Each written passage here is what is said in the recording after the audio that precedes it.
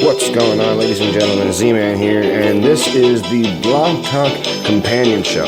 So what we got going on here today is me and Bobby and Becky are going to be discussing a very important subject that's becoming very serious here in the USA, and that simply is what's called stolen valor. For those of you who don't know what stolen valor is, or false valor, it's simply these low-life scumbags who are walking around in army uniform getting all these discounts and all this special treatment, acting as if they're in the military and trying to get all these benefits like they've made the sacrifice to be in the military when they actually haven't. And there are these brave souls who are actually confronting these people now, and it's becoming a YouTube trend where people are filming their encounters with these people. And I have a lot of the audio from some of the more famous encounters that I've seen recently, the ones that have gone a little more viral. And I will admit, that's why I marked the explicit content thing. You guys are going to have to prepare for some, profanity, because these guys are real soldiers confronting these people, and they're very ticked off. And I don't blame them. So, enjoy the rest of the music, and when we come back, we're going to get into why this is such a problem and the audio that shows these brave men confronting these souls, alright? So, have a good one, enjoy the music, and we'll be right back.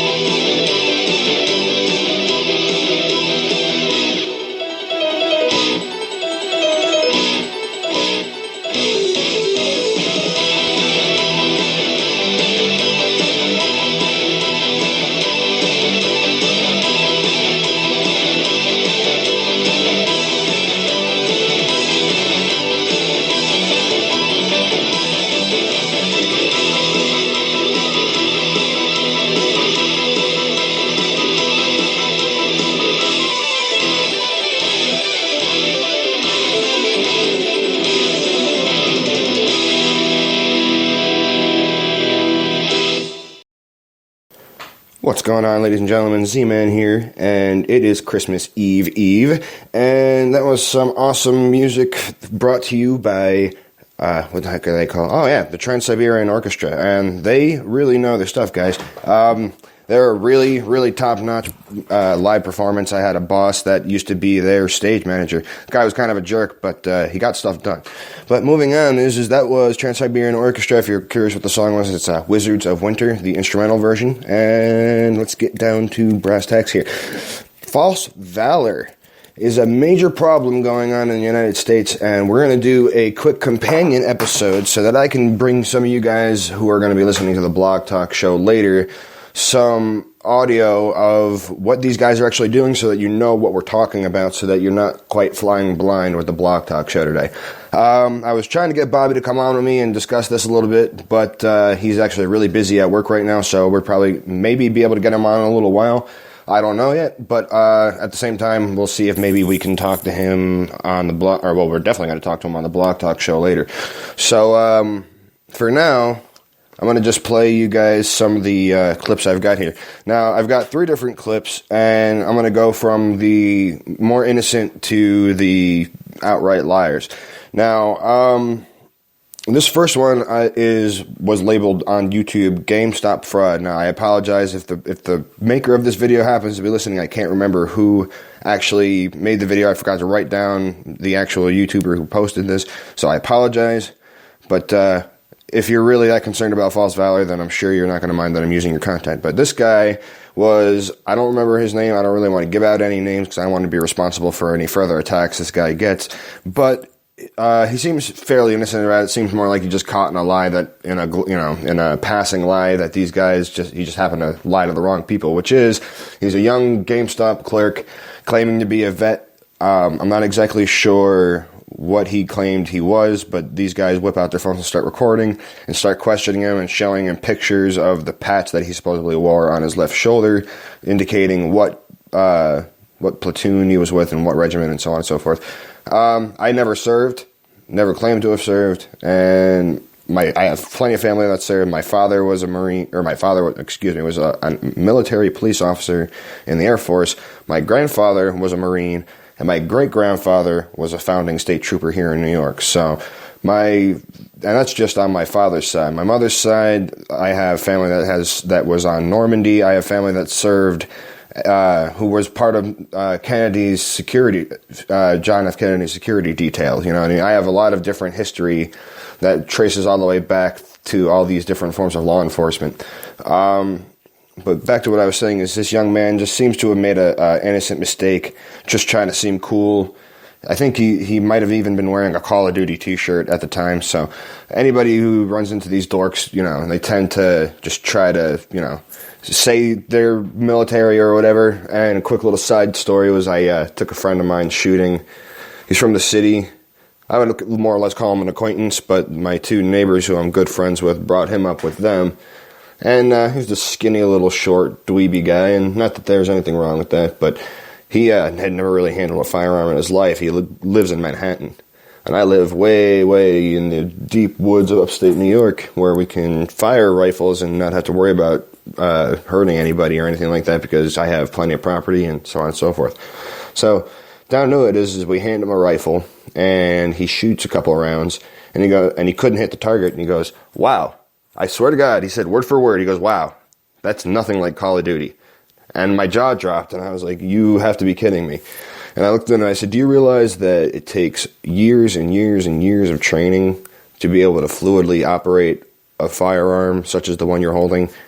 I said, "That's why guys in the military get ticked off when people are playing Call of Duty and they think that they can just pick up a rifle and do this stupid stuff. And that's why I get ticked off when they say, oh, well, violent video games teach kids how to shoot up schools. No, they don't. No, they don't. I've been playing violent video games since I was a little kid, and I have never once thought, oh, well, I want to grab a gun and do something stupid with it. I personally have always been taught, if you really need to solve a problem physically, take it out back, duke it out like men, and then walk away. But you don't take it to the degree of hurting the person and putting them in the hospital unless it's life or death. But when it comes down to it, when I was younger, if we had a problem with each other, I talked about this previously. We would go out back behind the McDonald's down the road from school, get into a quick fight, and whoever won, we shook hands, and that was it. And that was usually if it was just stupid, oh, I'm tougher than you crap. And then obviously people take things too far when they have other more adult problems. But when you're younger, and it's just a matter of proving who's tougher, trust me, I've seen plenty of fights where nobody knows what they're doing and they're just slapping the crap out of each other, and it's actually fairly entertaining. Nobody's getting hurt, people are just getting slapped. Anyway, back to this GameStop guy.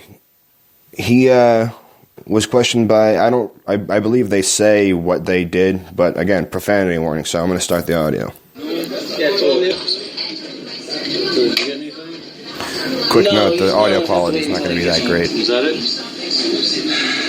honestly don't remember, man. I know I had a gun on my shoulder. I know I have a gun on it. This guy sent me a picture when he gets home because my uniform is literally in the front of my closet. Which uniform? My camos. Your camis? Yeah, that's it.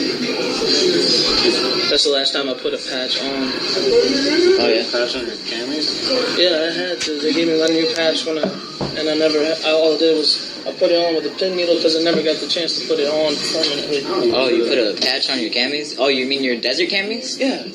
Oh, okay. Yeah, this is the first one in my closet. Because sometimes I'll wear the pants when I have to go to base. Oh, just the pants, yeah. Because I'm not going to dress in uniform as long as I'm technically not in it. But I wear the pants and the boots. So when I go in there, because I go get my haircut at the base for free. Oh, yeah? Yeah, and they don't have to I don't have to get my whole head shaved like I used to either. Yeah. Because they're like, oh, well, technically you're a city now, so we don't have to do that if you don't want us to. It's like, it's still free though, right? All right, they make us shave our heads. I forgot. Yeah, if you're in the Marine Corps, right? Yeah. Well, they don't make us. It's just when they cut it for us, we just have to have the real shaver. Like how my sides are right here. Yeah. My whole head has to be like that. It has to be, done with a 1. Yeah. What are the hair regulations for the Marine Corps again? So I know we always had to do it with a 1 or bald. Oh, 1 or bald. It says that. I don't know if it says that, but I know that's what they gave me. 1 or bald. Yeah. Okay. No. I told you I had a gun. That's all I remember is I have a gun on. I don't remember I had to take it. I have to look at the jacket again. I got customers, guys. Oh, yeah. First of all, you don't sew patches on your camis. That's against Marine cultures. Don't go on the pants. Bro. They go on the collars.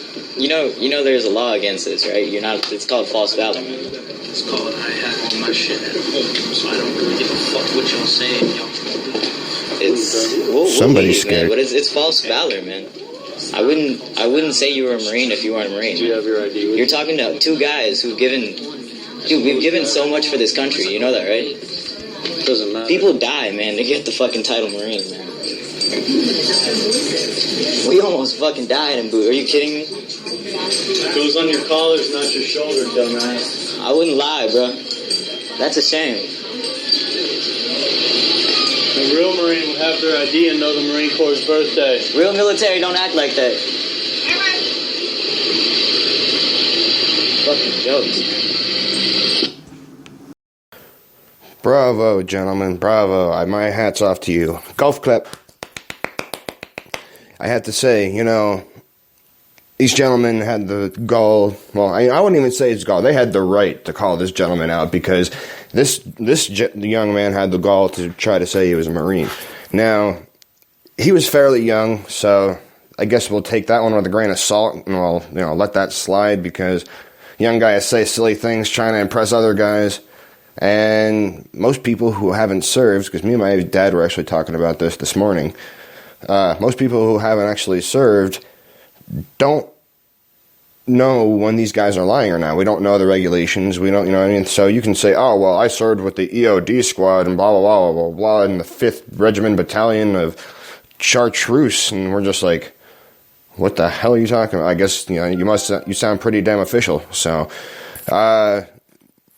that's it's really disrespectful, and I saw this video today, and I'm debating whether or not I want to do another episode and call this guy out and say, well, first of all, let me say what he's saying in the video is this chubby guy with thick glasses who looks like he hasn't brushed his teeth in 10 years, and apparently Bobby just sent me a quick breaking news here to move on before I go back to that video I was talking about. Bobby just sent me a text message saying Sony will release the interview. So that is great news. I'm really happy about that because I am a fan of Seth Rogen and James Franco. Yes, their movies are bad. They're not the best movies ever made, but you know what? They have their own little intrinsic charm to them, and I find it funny that when they release their movies, they do crap in the theaters, but all of a sudden they just become like a cult following. For instance, Pineapple Express did not do that good in theaters. For those of you who don't know what Pineapple Express is about, well, that's just neither here nor there. But the point is that the movie in itself didn't do that good, and then all of a sudden it just had a massive explosion of popularity as a cult following later on. So we're going to go to the second clip, and that is what I call Fat Mall Guy. There's this unscrupulous fat bald guy wearing glasses, not the same one that I was talking about in the video, which I'll get back into after the clip. But this guy was claiming to be some type of airborne Marine or something. I believe he claims it again. But this gentleman is with his son and with his wife when he runs into this guy at the mall.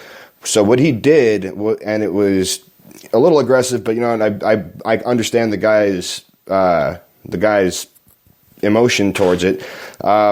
Number one, the guy looks like the only thing he's been lifting was donuts to his face, never mind weights.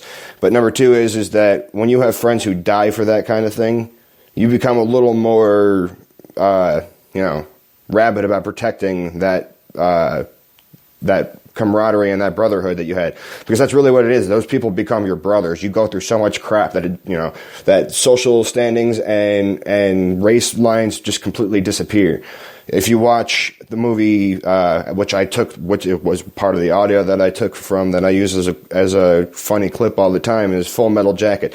They say the N word, they say the S word, they call each other all this racial crap, but at the end of the day, when people were getting shot at, they all stood for each other. And I'll get back into that, but let's play the second clip. Hey, okay? Come here. Come here.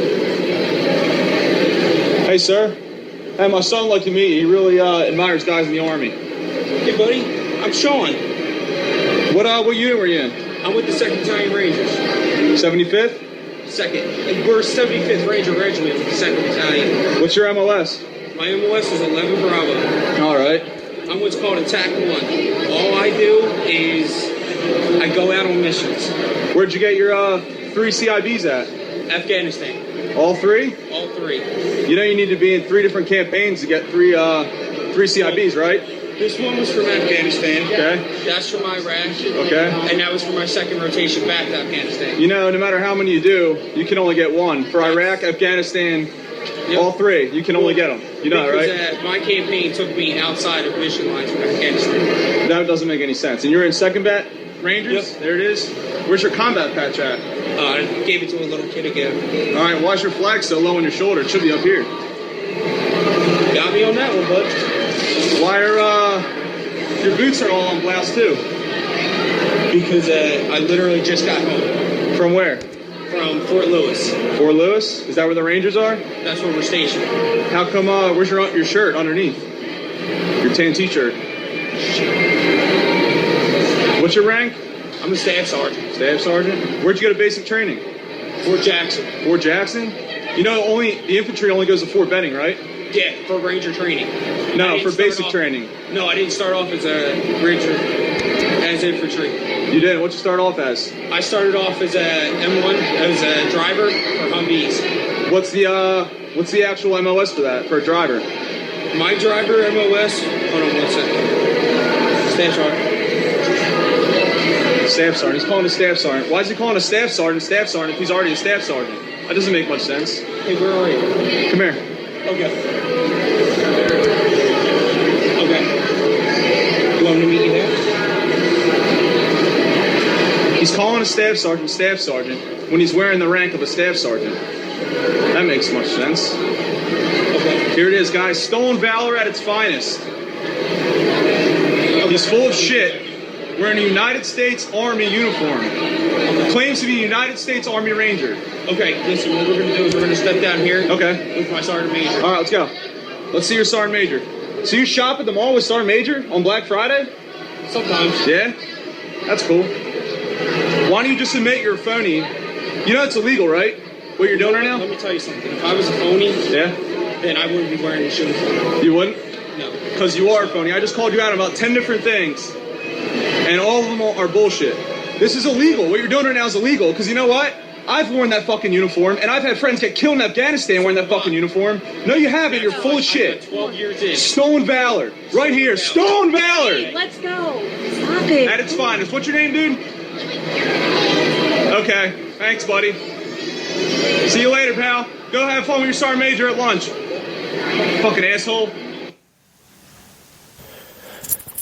Interesting stuff. Well, we're going to move on to a quick side note here. What I didn't realize about Sony saying that they were going to the second part of the text message I just got states that they are not only going to release the interview, they are going to do it on Christmas Day. So this is bringing up so many different things. This is amazing, folks. What is going on here is they're going to release the interview on Christmas Day. Now, for those of you who haven't been keeping up with this, climb out from under that rock you're living in and stop trying to start fires with sticks and rocks, because I'm telling you now, you need to catch up. The Interview is a movie about James Franco and Seth Rogen. Seth Rogen being the main star, and James Franco being the main star in Pineapple Express. James Franco also being the main character in 127 Hours. My point is, folks, is these guys are big celebrities and they're well known. This is why this got out in the first place. But my point is that North Korea hacked Sony and released a bunch of stuff and threatened a 9/11 scale attack if we released the movie on Christmas Day. And sure enough, we're still going to go through with it, which is a major victory. But I also wonder if this was either some type of advertising ploy or simple enough they just don't care, and maybe they actually are growing some balls and deciding to say, hey, screw you, North Korea, bring it on. Which I really hope, because, you know, we can't let these people push us around and tell us what to do. It's extremely, extremely stupid that that they bowed to North Korea as well. And I'm getting word now that maybe Bobby might join us in a few minutes here. So, we'll see what happens with that. Anyway, moving on here is this is amazing news. It's amazing, excuse me, still fighting off this cold a little bit. It's amazing, amazing news when it comes down to the simple fact that we don't have to limit freedom of speech, freedom of expression to bow to some stupid country's will. I mean, honestly, what are they going to possibly do? Me and Bobby discussed this. Maybe, possibly, if they were somehow lucky enough to get some cockamamie rowboat with a rocket launcher on it close enough to our out of international waters and into our own, I think it's called maritime space. Probably wrong on that.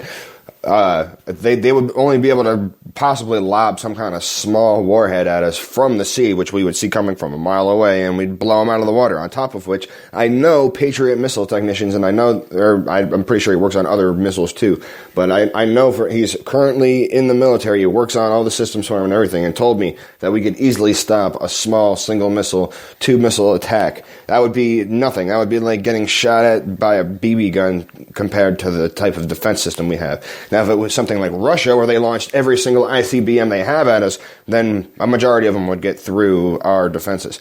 But we're not completely defenseless. I can tell you that right now. We've got plenty of hardware all over the United States ready to go that they just don't brag about, they don't talk about, and we don't really use that very often because it's usually out in the field being tested and just worked with in war games and stuff. I have plenty of buddies sending me pictures of them just hanging out. I texted one buddy one day. I was like, "What the hell are you doing?" And he sent me a text message of his legs up on the dashboard of their Jeep. It was like an old style JP kind of Jeep. They were just on security patrol out in the middle of like the Midwest, out in the middle of nowhere, flat like Kansas style open fields, where they were just watching nuclear warheads and stuff. And I said, "Now what would you do if all of a sudden you saw me walking on that horizon there, and I was walking towards you, even if you knew who I was?" He said, "I'd have to shoot you." I said, "Really?" He said, "We're guarding nuclear warheads, dude." I was like, "True." And in that picture, he had not an M16, he had, it's called a SAW. It's a squad automatic support weapon. I don't know its exact service name, but the rifle in itself is a gnarly gun, and he's trained to use it very well. And my point is that we have plenty of defenses here in the United States.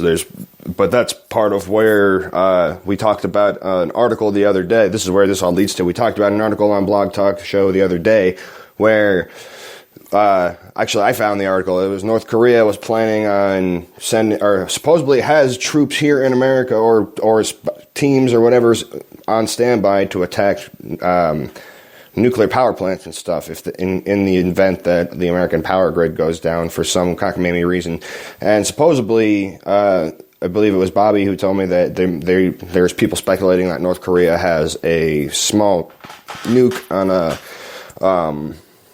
a satellite that could possibly set off an EMP, but I'll get into that in a few minutes. So anyway, back to what we were talking about with the stolen valor is people are using the uniform to get respect because they aren't strong enough, nor are they willing to make the sacrifices needed to earn those stripes or those pins or the uniform in itself. I mean, I wear camo bottoms and I wear my father's dog tags, but if anybody's ever asked me, which has rarely happened, but I've accidentally had the dog tag, I never wear them out. I always wear them under my shirt just because I completely respect my dad, and me and my dad are really good friends, and I like wearing his dog tags. But my point is that I've only had like 1 or 2 people ask me if I served, and I said no. My father did. These are my father's tags. And I don't show people the tags because certain numbers on real dog tags are sensitive information that you wouldn't want people to get out. So I actually took the dog tags off yesterday because the chain that I was wearing is literally as old as the tags from the 80s, and it started breaking, and I don't want those tags falling into the wrong hands. So I took the chain off, tied it in a knot, and put it in a lockbox because I don't want to lose my dad's dog tags, because number one, that would kill me. That would break my heart in the first place. Not that my father's no longer with us. My father's still here, but I respect my family's service. But every one of my family who have served didn't want me to serve because they all understand what the military's mindset is nowadays. And that doesn't mean that we shouldn't support our troops. It's not our troops. They're the victims here. The government uses and abuses our troops and then sends them on their way. That's why there's all these problems with the VA, the Veterans Association. That's why, they're trying to tell people that they're not injured. I personally went to a doctor's appointment with my buddy, and he asked me to come with him, and I said, why do you need me to come with you, bro? I mean, we're talking about like a highly trained Marine.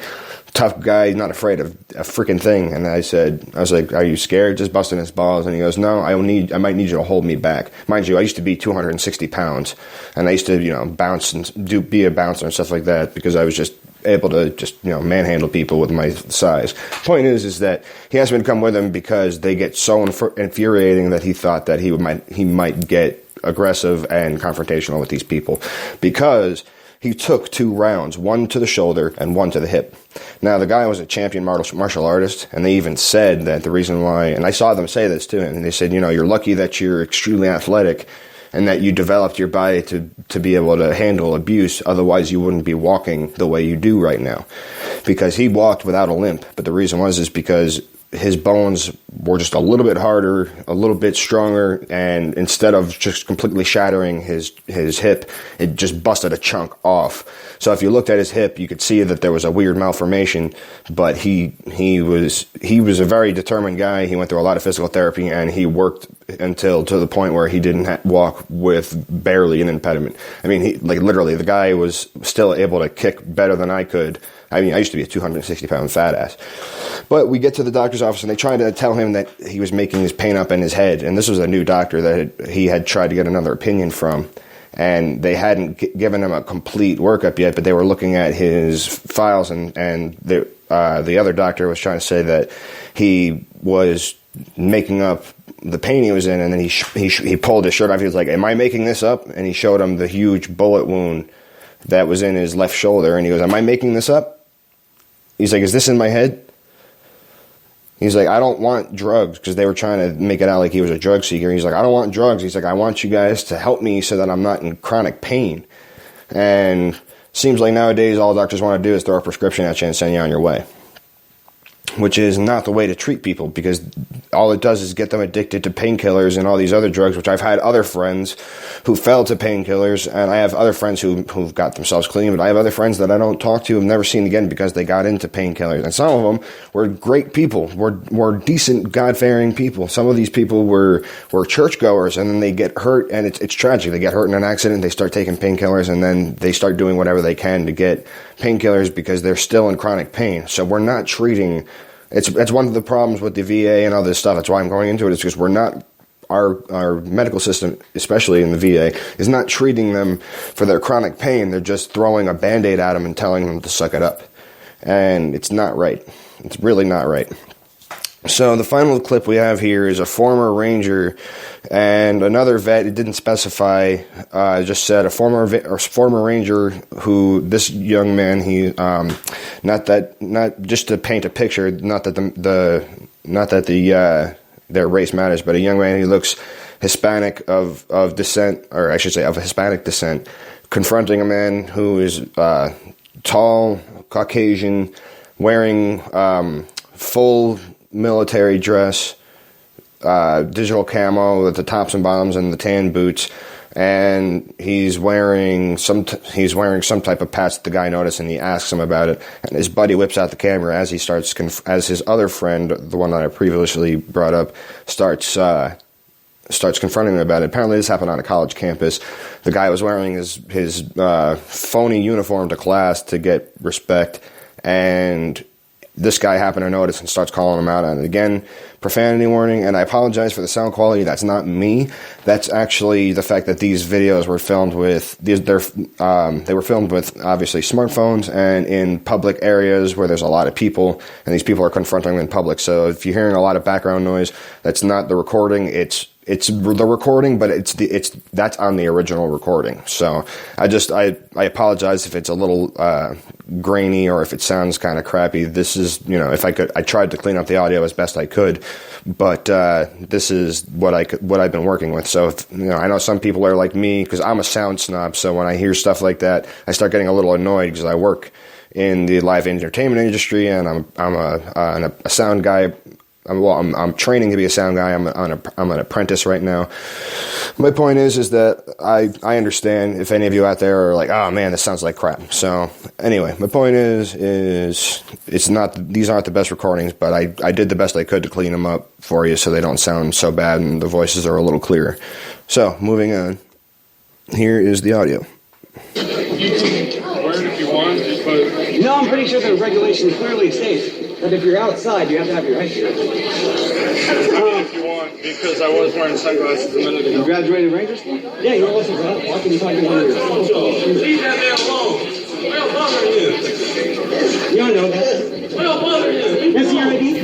Why aren't you backing him up, you jerk? Compare my ID. I don't have a wallet on me. You'd rather fake the fun. Actually, according to AR 670-1, having your ID is part of your uniform. Okay. United States Army Ranger. Alright? I have 4 brothers died with this fucking Ranger tab on their arm. I would appreciate it if you took that off. Why do I have to take my uniform off? You take the goddamn tab off. So that right there just proves that you're not a Ranger. What's going on, Chris? I don't want to start an argument. If it's going to start an argument, let's not start an argument. We're not starting an argument. We're calling you out for fucking having a bullshit ass uniform on. You do realize that the 101st is not a Ranger unit. You do realize that the 101st is not an EOD unit. This man alleged You do realize that 75th Rangers are not a fake uniform of the 101st and do not have EOD. I'm not a valid authority Because I'm on a that United matter, States but Army fucking Ranger and this guy is not. my friend I have that 4 brothers who died with this goddamn tab on their arm. And he's wearing it. And he never earned that motherfucker. Right. That's why. That's right. That's not going to change nothing. He already proved the point that he's fucking lying with that uniform on, with the fact The guy that he that still was doesn't have his displaying fucking a headphone. CID His fucking, you can take your fucking rank off too. He needs to take the damn uniform. Because I don't goddamn wear my uniform in class doesn't make me a veteran or something. This guy's a real veteran. I'm a real veteran, not that man. Bother him. Go somewhere. It's already over. Y'all turn. And we're back. So, yeah, that's basically about it, guys. I mean, these guys have pretty much described exactly why they're getting so angry about it, because they have friends who have died wearing these uniforms, and they've watched horrendous things happen just because they've decided to make the sacrifice to don these uniforms and protect our freedoms. And that's why we need to take this time over the holidays to thank the people who are overseas right now who don't get a Christmas, who aren't sitting in a nice warm home with their families with presents under the tree, exchanging gifts and laughing. They're overseas getting shot at by these psychopaths. They're working their asses off, even if they're not in the field on the front lines getting shot at. They're still working their asses off overseas, doing what they have to do. You know what? I don't support the war. I'll come out right out and say it, but I do support the troops because I have family who served, and they say I've heard so many soldiers, not even just my own family, I've heard so many soldiers say, I don't support the war, but I serve our country, and I do what our country asks me to do. And that's what being a good soldier is all about. That's what being a good American is all about. Just like JFK said, it's not what you can do for your country, it's what your country can do. Or don't ask what your country can do for you, ask what you can do for your country. I apologize if I butchered that. You know what my point is this. it's people are starting to turn around and ask the country and put their hand out and say, well, what can you do for me? Instead of what can I do for my country to make it better? You know, I love America. I live in America. I am a native New Yorker, so 9/11 holds extra weight with myself. Any New Yorker will tell you that who lived here their whole life will tell you that 9/11 was one of the scariest moments. I was born down in the city, and then I moved out to the country about only 6 years ago. I've technically still lived. I'm technically still lived in the city longer than I've ever lived out here in the country, but I always lived in a wooded area. My family moved out of New York City and up to another city further north. And then that started getting overdeveloped, and people started buying up properties, and people started moving in right next to us and stuff. They started putting property literally 5 feet away and complaining about the noise when we had lived there for 10 years in complete silence out in the woods. And then this idiot literally moved right next door to our home and would complain when me and my buddies were having parties and stuff and call the police for noise complaints. And that stopped once we went over and introduced ourselves and said, hey, you know, if there's a problem, come on over and introduce yourselves, join the party, you know, you're more than welcome. But the gentleman was more of I was obviously a young kid, and this guy was an older gentleman. He didn't want to, you know, hang out with young guys. But the point is we were nice. We introduced ourselves. I shook his hand, showed him I was a nice person. He was jogging by one day, and I approached him. And that's the way you solve things, folks. That's what I'm getting at here is one real quick side note is if you want to solve an issue, you're having an issue with a neighbor, and they can be reasonable people. This guy was calling the police on us because he was afraid of us. He didn't want to cause a problem or have a confrontation and face-to-face. And one day he was jogging by, and I flagged him down, and I was like, hey, sir, you know, hi, my name is Z-Man, and I looked at him, and, you know, obviously I didn't use that particular name, but I shook his hand and I said, you know, I'm so-and-so, and I live here, and I understand that you were calling, you know, the authorities because we were making too much noise. And his face kind of sunk, and I was like, you know what, I'm not angry. If you have an issue, sir, just come right on over. I'm not, you know, we're not bad people. I apologize if we make too much noise, and we'll try to keep it down. And that was pretty much the end of it. So that's the whole thing, you know, try to talk it out first, try to be polite, even if it kills you, if you don't like this person. You know, sometimes, you know, you catch more flies with honey than vinegar. And that, you know, that's the way to solve things. But these guys, you know, getting angry at these people wearing the uniform, it's a little different. So back to what I was saying is support the troops. Take your time to say thank you.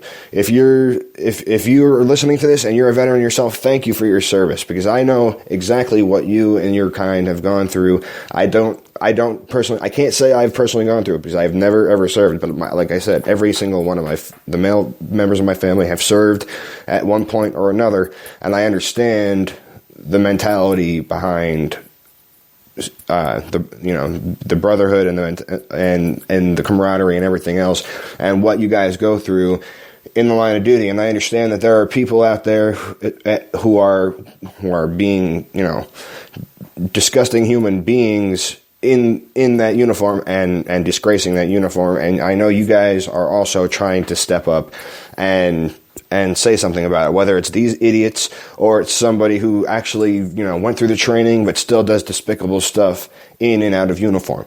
So, ladies and gentlemen, if you see somebody who's in uniform, don't assume that they're, you know, a false valor guy.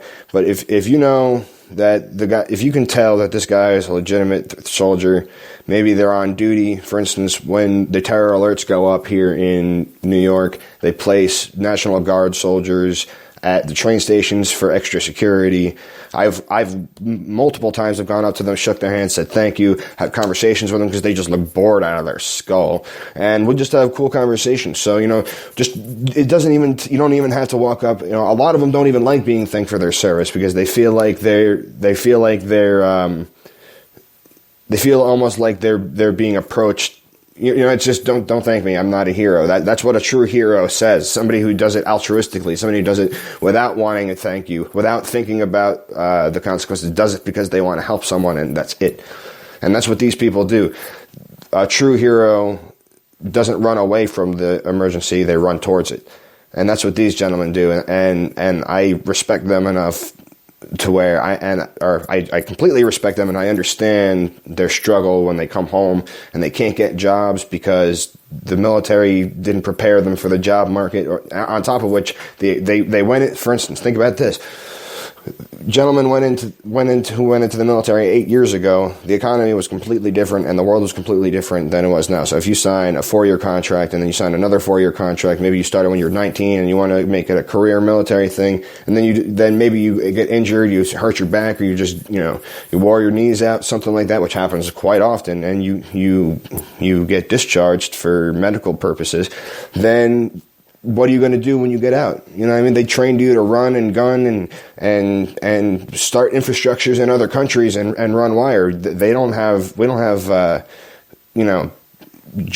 jobs that require knowing how to handle an M16 unless you're a gunsmith guy here in civilian life. You know what I mean? A lot of the things that they teach them in the military nowadays don't help them get prepared for the real world. And yes, they are hired a lot over, at least I would hire a vet over somebody who is a standard civilian, over the fact, just because I know that they're trained and disciplined, and they know how to get the job. No matter what it is, they're going to get the job done in an efficient fashion. And it just blows my mind that people don't support our troops more. People don't donate more money to veterans charities like the Wounded Warrior Project or anything else. These people go overseas. They work their asses off, and they sit through things like this. They have to be overseas and dealing with crap during the holidays that most of us wouldn't even take pay for, and they do it for very little pay on top of which, and they're thankful for it. I've never once heard any of my military friends complain or I shouldn't say too much, because some of them do get royally screwed over when it comes to what they have to do versus what they get paid to do it for. And yes, it is a sacrifice, and they should be lucky they're getting paid anything. But why the hell is it that we worship gentlemen who are in the NFL? They get paid millions of dollars just to clash into each other wearing safety gear, but we send people to their deaths, and we barely even give their family money or anything else when they die. Screw that. I think that the gentlemen who are playing football, if you really love that game so much, then you should make a couple, maybe 20, 30 grand a year if you're lucky. And then the rest of those millions of dollars should go to other things like charities and everything else. I mean, yeah, I understand there's a lot of NFL players who do good for charities and everything else. But my point is that these guys are grossly overpaid to play a game that we all learned how to play in elementary school. Yet we'll hand a young 19-year-old kid a rifle and say, here's $10 an hour, if that. I don't even think they get paid that much money to go and get shot at. Are you kidding me?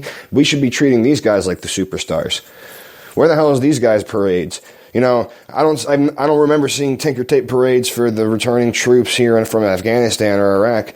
You know why? Because we haven't even officially, besides recently with Russia, we haven't officially declared war in a long time. So there's no reason to throw a Tinker Tape Day parade, whatever the hell you want to call it, because they're not even coming home from anything, because it's not even classified as anything. My point is this, folks, is these guys deserve way more recognition than they're getting. And I've personally seen a lot of people come back from overseas with a lot of I wouldn't even say mental problems, but they're just upset, and they see the world for what it is outside of our comfy little sphere here we call the United States. And they come back just changed people and realize that they see the amount of excess we Americans live in and complain about, when there are people who don't even know what electricity is in some parts of the world still today. The Middle East is not, at least major parts of the Middle East are not exactly, the Bahamas. So in closing, ladies and gentlemen, I just ask that you guys please just, thank a soldier for their service this holiday season. Tell them that you understand what they're going through, and approach it with kindness, and be a caring person towards them, and let them understand that we civilians still understand that they're making a sacrifice. And like I said, a lot of them don't even want to be thanked. They just want the benefits that they were promised and the treatment that they deserve when it comes to their mental health, their physical health, and everything else. These gentlemen are reaching out and asking for our help, and we're turning our backs on them. And then they get completely upset and turn their backs on the rest of the American world. So, or I should say the Western world and the American people. So my name is Z-Man, ladies and gentlemen. We're going to be jumping on Block Talk in a couple hours, and I might come back for a part 2. So for now, this is Z-Man signing off, asking you guys, as always, are you ready?